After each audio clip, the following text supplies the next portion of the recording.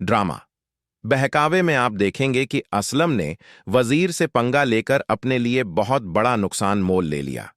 उसने वजीर को दुकान से निकाल तो दिया, लेकिन उसे यह अंदाजा नहीं था कि वजीर उसके लिए फांसी का फंदा साबित होगा। वजीर सब कुछ देख चुका था कि असलम दुकान का रेट लगवा रहा था, लेकिन किस्मत से जुबैर की गैर मौजूदगी के कारण सौदा होते होते रह गया।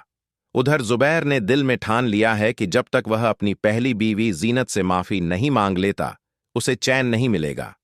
वह अपनी मां और बहन के साथ आंखों का चेकअप करवाने डॉक्टर के पास जाता है।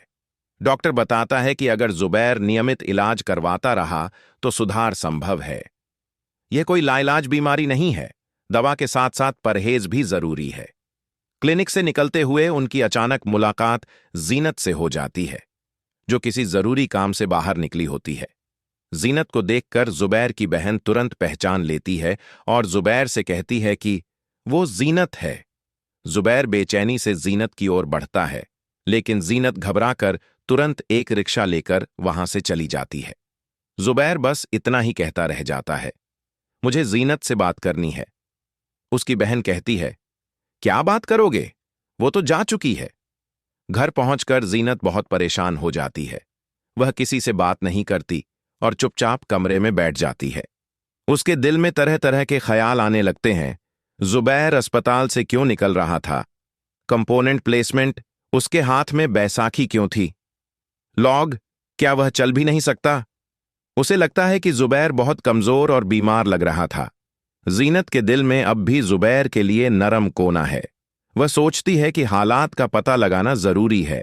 उसे लगता है कि वजीर ही ऐसा इंसान है जिससे कुछ जानकारी मिल सकती है।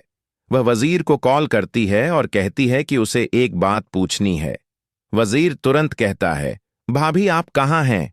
हम सब आपको ढूंढ रहे थे। जुबैर भाई की हालत बहुत खराब है।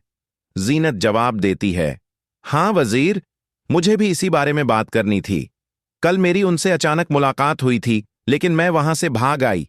किसी को मत बताना कि मैंने तुम्हें फोन किया है।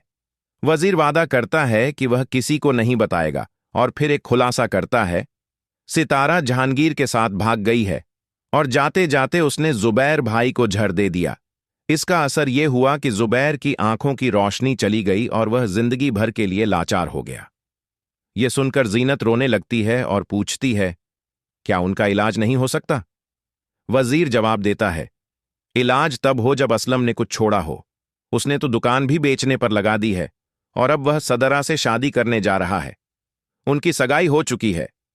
जीनत हैरानी से कहती है, मुझे तो कुछ भी खबर नहीं थी और असलम ने आप लोगों के साथ भी धोखा किया। वजीर पूछता है, भाभी, क्या उसने आपके साथ भी कुछ किया है?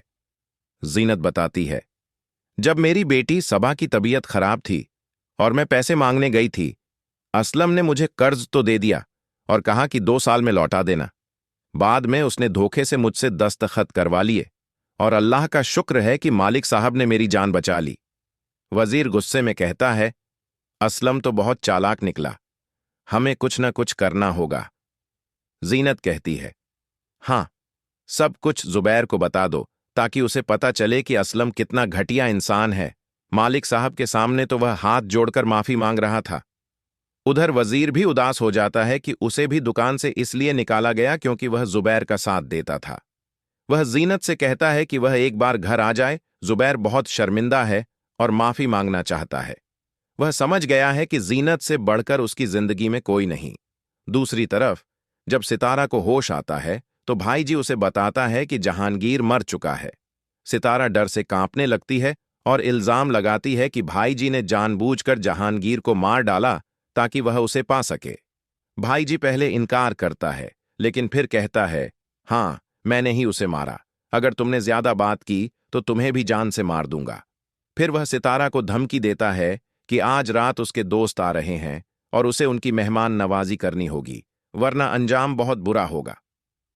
सितारा बेबसी से रोने लगती है और सोचती है कि शायद जहांगीर का मर जाना ही उसके लिए बेहतर हो गया।